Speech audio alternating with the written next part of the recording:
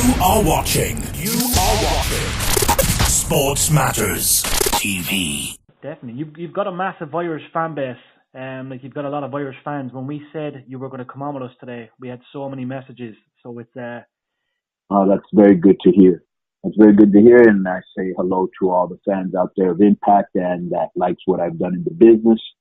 And let's get this on the road. Whatever you want to talk about, I'm down. definitely. So speaking of Impact Wrestling, Konnan, it's been awesome these last couple of months and years, and a lot of it's down to you and LAX. What's it like working with Impact Wrestling, and of course being back there and making such a big impact? I think one of the main things that we're seeing in the business is we're seeing a lot of guys, a lot of new blood in the business that wasn't there before. And I'm not just talking about Impact. I'm talking about across the board. And you're seeing it also probably in Ireland with all these promotions that have sprang up all over Europe by different, people that are running them who have fresh and new and different ideas on how to treat the wrestlers. I don't think it's a secret if you're, a fan of this business and how accessible information is today, because when I broke in, quite frankly, there was no information about how the business was or the politics of it or, just the way that people were treated backstage. Is a lot different than it is now. Now there's more of a collaborative effort. Before, you were just told what you were going to do and you did it and that was it. And so, for me personally, it's very easy to go in there and work with the creative team, which is basically, and let me give them some props because they've done a hell of a job. Scott D'Amore, Don Callis, Sanjay Dutt, and Jimmy Jacobs. They're the guys that have kind of gone in there and really turned this around. So, shouts out to them. But as far as, us, it's very hard for them to really, understand what it is to be on the streets. LAX are cats that are from the streets. I did my time out there too.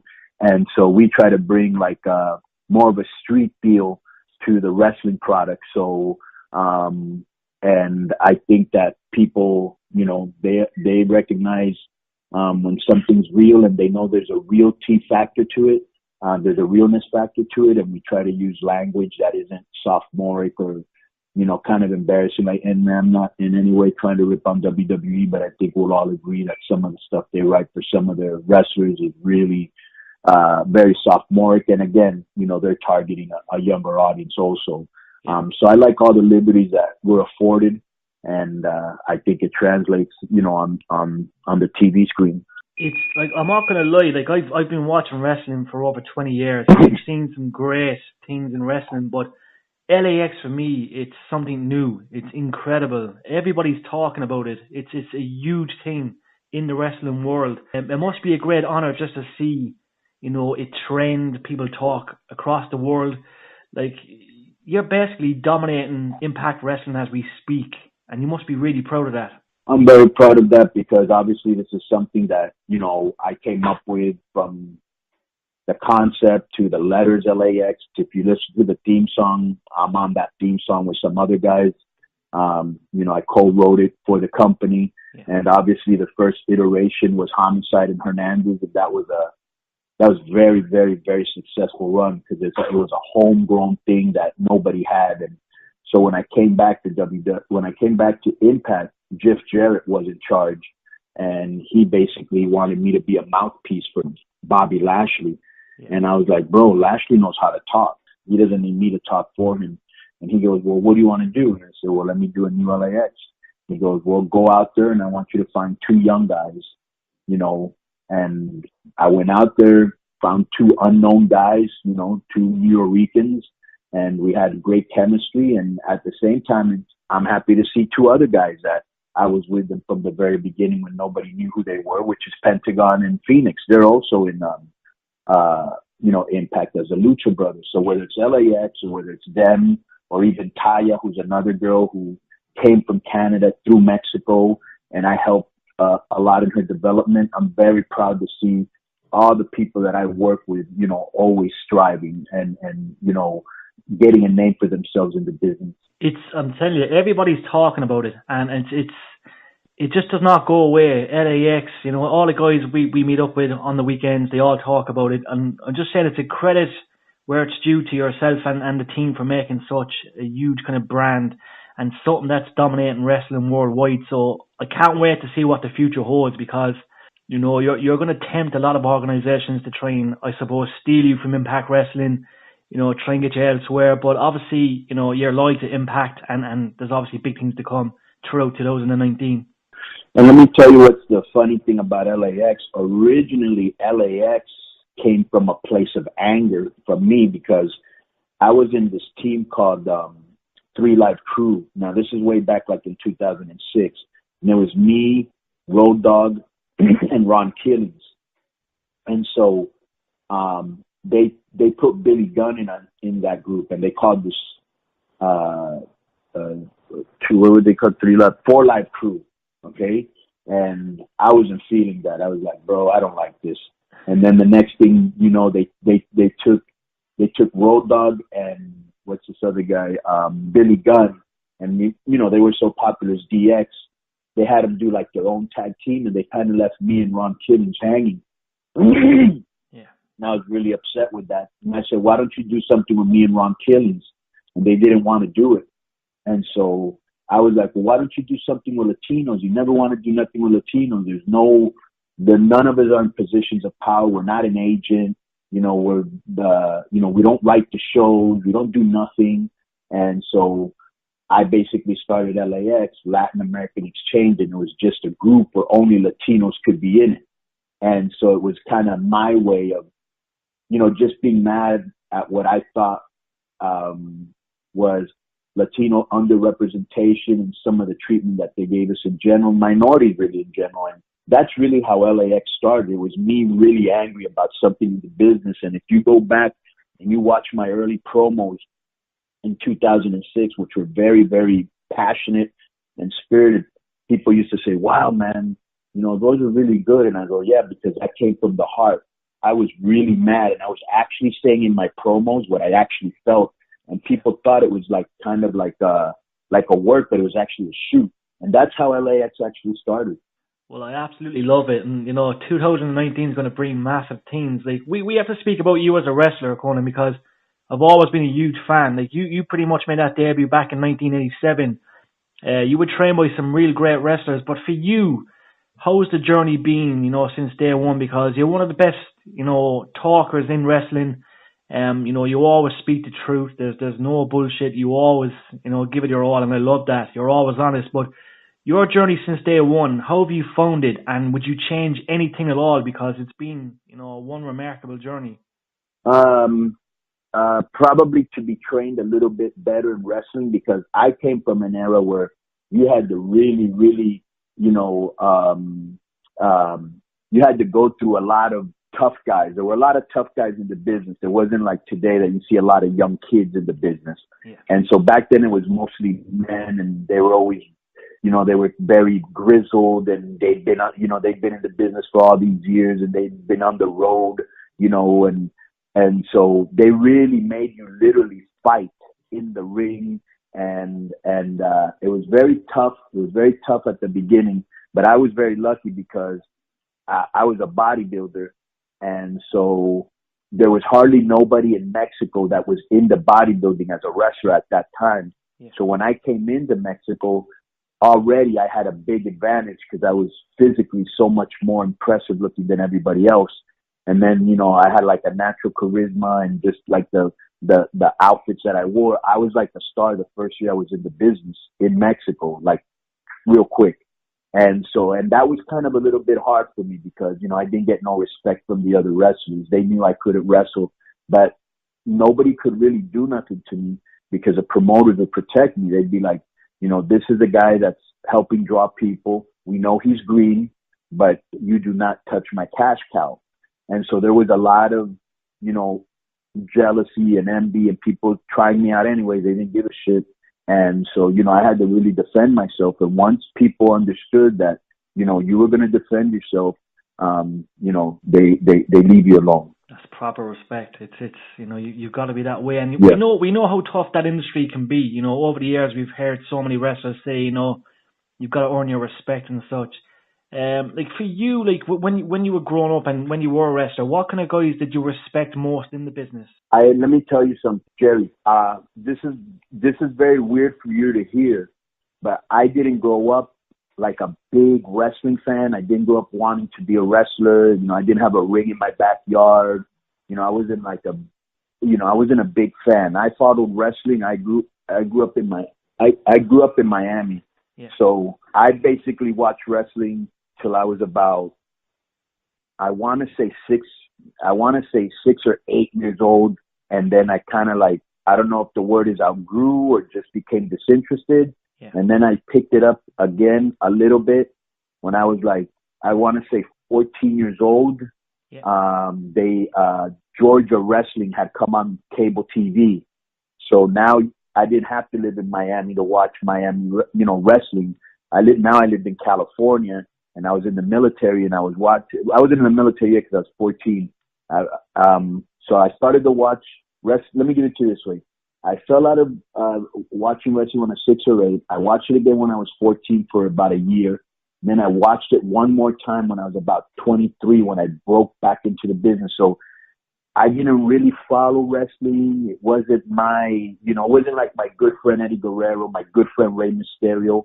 Like they knew as kids they were going to be wrestlers. Of course, one, his uncle was a wrestler, Rey Mysterio Sr., and the other one, all his brothers and his dad was a wrestler. So that wasn't a big one there. You know what I'm saying? Yeah. But like they knew that's what they wanted to do. And now that I've been in the business, I see that like that's really how 80 to 90% of the guys were. They wanted to be wrestlers. I didn't. I got into wrestling by mistake, so I really didn't. I wasn't really a big fan of anybody in particular, even though when I was a little boy, I remember that, I was a big fan of, in Miami, Dusty Rhodes, Jack and Jerry Briscoe, Dorian Terry Funk.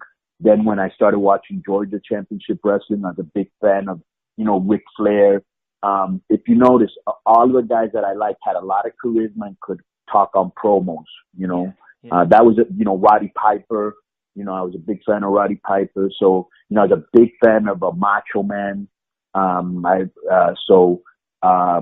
Flamboyant guys, because that was kind of my style. I was a very flamboyant kid from Miami. I love it.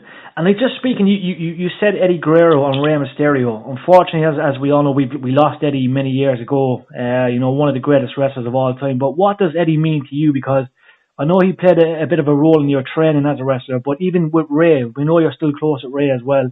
What did both mean to you, and right. How influential were they on you? Bro, the world to me because, I never knew that when, that Rey Mysterio would turn out to be one of the greatest wrestlers in the world. I just knew he was great, and I wanted to help him.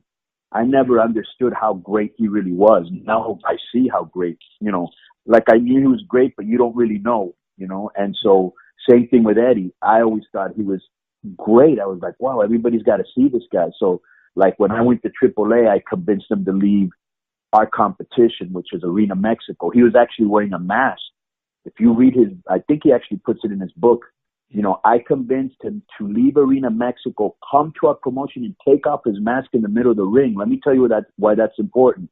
Because in Mexico, you lose your mask in a mask versus mask match for a payoff.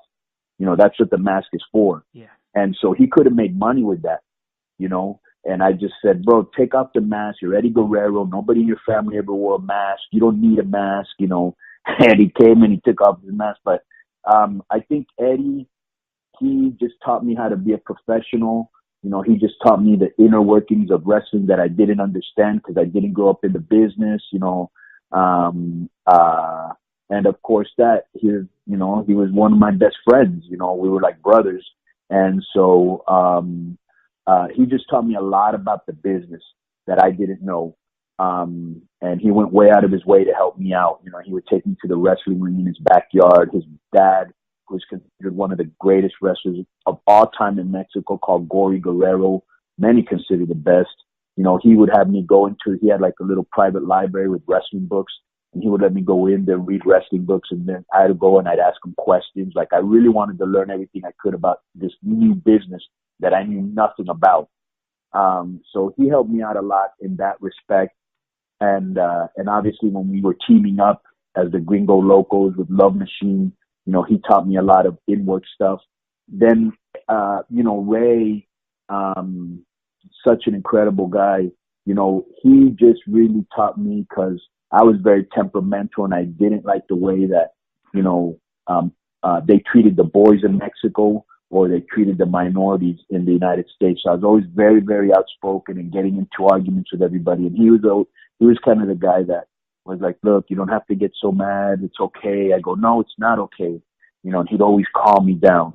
And he has a very calming and soothing effect. And he's always, even though he's younger than me, he's always the guy that's saying, don't get mad, think before you do things. So he's had a very calming effect on me. Plus, he's a kid that he had no fear in or out of the ring, Yeah. And he's just a guy that, he reminds me a lot of Sabu in that he's one of these guys that, invented so much original stuff, which is so hard to do. It's really crazy. Oh, we love Ray. He's definitely we've seen all the Rooster Fight tops where they rate him as the greatest of all time. It's two incredible guys just like yourself going, and it's an absolute honor to see you guys over the years do so much and make such an impact in the wrestling world. So thank you. It is outstanding. We've got 2 or 3 questions just from fans as well. We've got a lot of fans, as I said, in Cork, and the Irish love wrestling. So this is going back to the early days. Okay, we've got Shane Mullins. He's in Cork. He just wanted to know. He's going back to the Max Moon character, and he wanted to know, was the costume expensive, and do you still have the costume by any chance? No, I don't have the costume because that's stuff that WWE kept. Plus, that, from what I understand, was like around $13,000. And, Vince personally paid a lot of attention to that outfit. I'd go into the ring and he'd, tell me walk like a robot, do this, do that. He was very nice with me. I was kind of the problem because I was tired of having to carry all those boxes full of, robot parts all around the United States, and then have to take them out of the box and put them on. And then at that time, what happened is I became very popular in Mexico because of a soap opera I was in. And I went from a very young new star in Mexico to now a mainstream star. And bro, there was no way WWE is going to be able to pay me the money I was making in Mexico. So I just stopped going to the TV tapings and they fired me, which is totally my fault. And so they kept all of that. And it's kind of funny. The other day, for the first time ever, I've never seen this before since 1991 when it happened. They had dark matches of me on the WWE network when they were trying out new names from like Latin Fury and like before Max Moon. You could go to WWE network and see him. I actually seen some. You're an awesome wrestler. It's a pity it didn't last a bit longer, but I completely understand why you did what you did and you had to do it because, as I said, you were making more money elsewhere. But it was good times, no doubt. Obviously, you learned a lot, and it was a big learning curve, maybe. Yeah, definitely very, very good. What's the name of the guy that sent that question? Shane Mullins. He's a big fan of yours. Shane Mullins. Thank you for the question, and what's up, bro? Legend. And Brian says, obviously you spent, a bit of time in the NWO and WCW. He said, were you proud of that? And he's basically saying LAX is a lot bigger. So that's a great question. But he said, did you enjoy your time there? And he's saying LAX is a lot bigger than the NWO.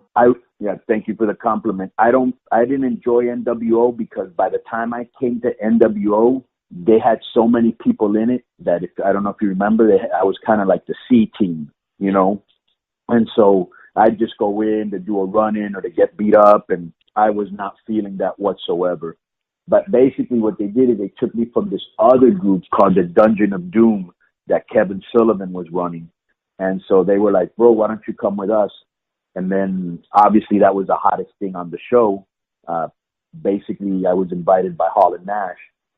But when I went there, I really didn't like, I wasn't, who wants to just run in and get beat up, or I just thought I could give them a lot more. So, Nash was having real problems with like Bischoff and with Hogan. So he decided to start his own group called the Wolf Pack, because behind the scenes, him and X-Pac and Scott Hall, they kind of called themselves the Wolf Pack, you know. Yeah. So we made this team, but Bischoff wouldn't let Hall into the team, because at that time he said, "Bro, you're gonna have every cool guy, you know. NWA is going to be able to. You're going to be cooler than NWO, and at least you'll have somebody to wrestle with, you know." So they didn't let Scott Hall come, but he originally was going to be part of the group. And I did like the Wolf Pack, because in the Wolf Pack I got a lot of mic time, and I was the youngest guy in the group, because it was me, Luger, Sting, Nash, and Macho. So I was the youngest guy there, and so they gave me a lot of mic time, and it kind of helped me grow. But we had so much heat. Me, Nash, and Luger had so much heat with Bischoff that he actually started to trying to, in a way, kind of like, what would be the word? He was actually trying to, and I can't, the word escapes kind of me right now. you, like push you back maybe or something. Right. So he was sabotage. Yeah. He was trying to sabotage the group by doing stuff like, you know, Luger would get beat up before the match, and the rest of the Wolf Pack wouldn't do anything, and we'd look like a bunch of bitches. Yeah. So they just ended up breaking up the group, you know. But yeah. And just, I know you're busy. Just last question. Phil wanted to know, what did you think of Macho Man Randy Savage? Because obviously, you know, you crossed paths with Macho. What did you think of Macho Man? Phil, Macho Man was my hero, you know, like the guy that I really looked up to and everything. When I met him and I heard that crazy voice, I was like, why is he still talking in his character voice? But that was his real voice. And he was very, you know, as you know, charismatic, but he was like, when I met him, he was always very paranoid. You know, he, like, if Nash would make a joke, like I remember one time Hall and Nash told him, "Hey, why don't you just cut off all your hair?"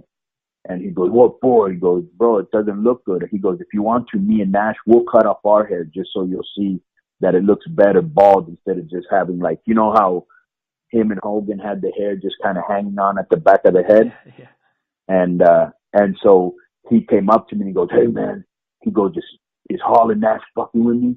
They better not be fucking with me." He goes, "If I take off my hair, are they gonna shave your hair?"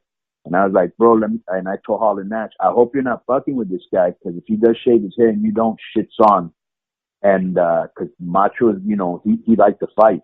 You know what I'm saying? Yeah. So he was always like, "Hey man, what did that guy say about me?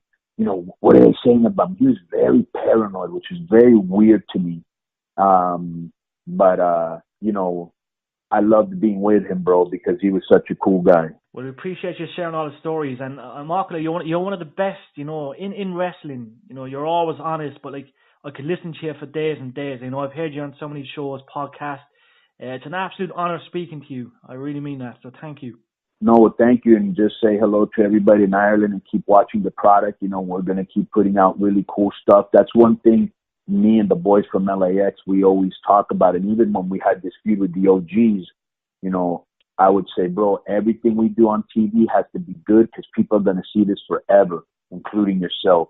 So we owe it to ourselves and we owe it to the fans that always put, you know, and so we go into the matches with that mindset, and we go into any scene that we shoot with that mindset. And I'm glad that everybody enjoys it, and hopefully we'll be seeing you guys soon in Ireland, whether it's with Impact or whether it's maybe me. I'm thinking, I'm talking to the promoter now about doing some one-man shows down there. Yeah. And because there's also a promotion that wants to take the other promotion that I work for, AAA, to England and some other cities early next year. So hopefully I'll see everybody then. Well, we'll definitely be there anyway, my man. And we'll be supporting you, and we'll be grabbing you on camera for an interview. Listen, thank you for taking the time with us today, and we wish you all the best. You're an absolute legend, so thank you. All right. Thank you very much.